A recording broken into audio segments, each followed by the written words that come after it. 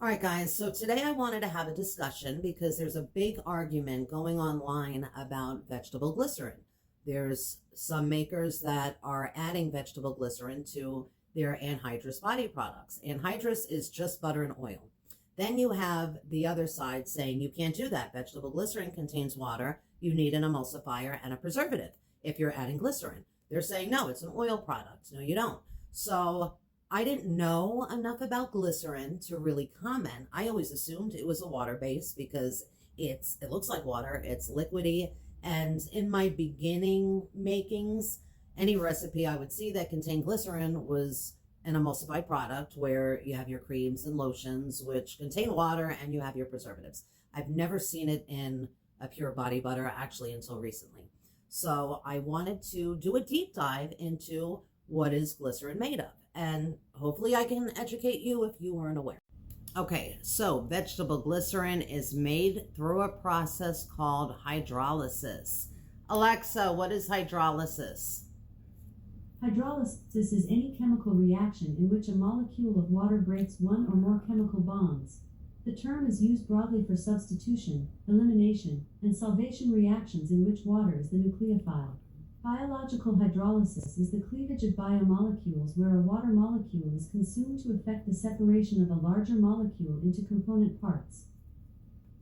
All right, so it goes through hydrolysis, where triglyceride-rich vegetable fats, that's your oils, are heated under pressure and combined with a strong alkali like lye. So there's your lye water. So it goes through this process to create glycerin. That means there's water in the actual glycerin. So when they're doing the whole process with the heat and the mixing, the solution separates. So you have your glycerin and then you have another agent that separates from it. Is that the water? Is it being discarded? Is there still water left in the glycerin? And I will show you what I found, but it looks like, yes, there's still a small amount of water that is in the glycerin. And whenever making products, even with glycerin, any amount of water, even 0.3% of water, should have a preservative in it, especially to be on the safe side. When you're selling body products, you have to make sure your stuff is not molding.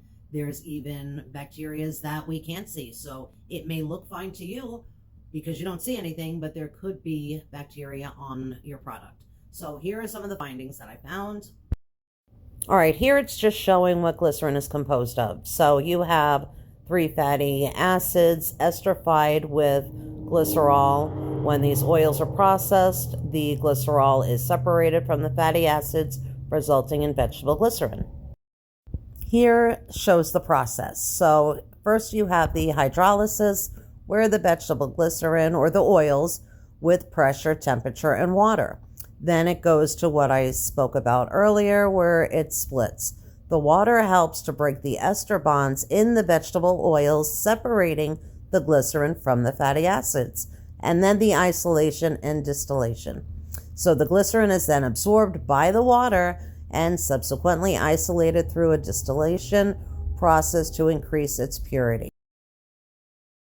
Here's another article with the processing of extracting glycerin from the oils involves separating the glycerol from the fatty acids, typically through hydrolysis or saponification.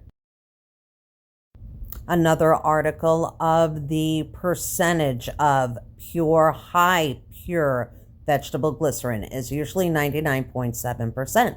Well, that 0.3% being water. And that's a high quality. I did do a little test of my own because as we know, water and oil separate. So I'm gonna mix this together. I have in this little container, I have glitter oil. So I wanted to see if it would separate the glitter. I have glitter oil, like oil with just glitter in it. And then I put vegetable glycerin. So again, as we know, water and oil separate. All right, this, I just shook it up. So I'm gonna let it sit for a minute. You'll see. All right, can you see the separation where it's starting on top?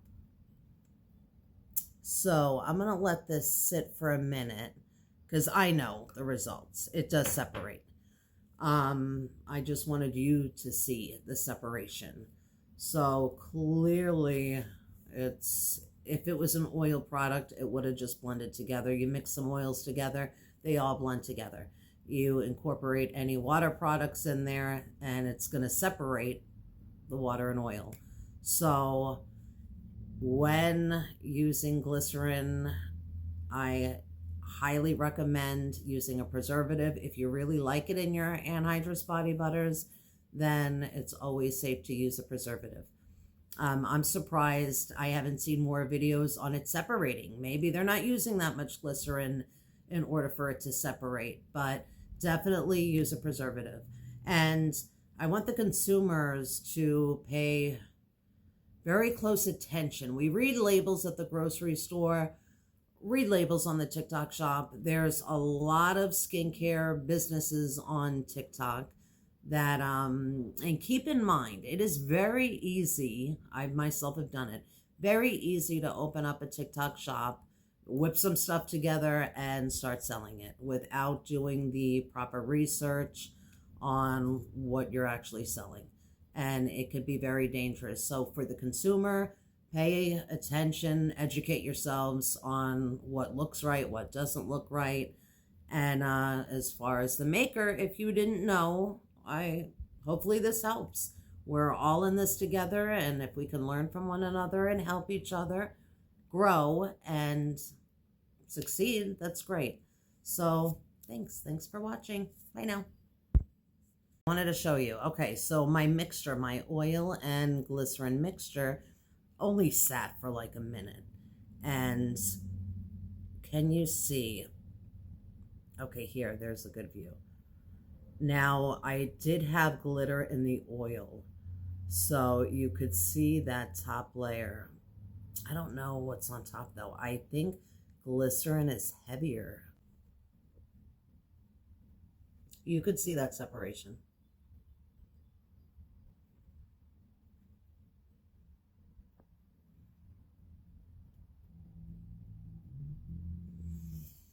All right, so be careful making.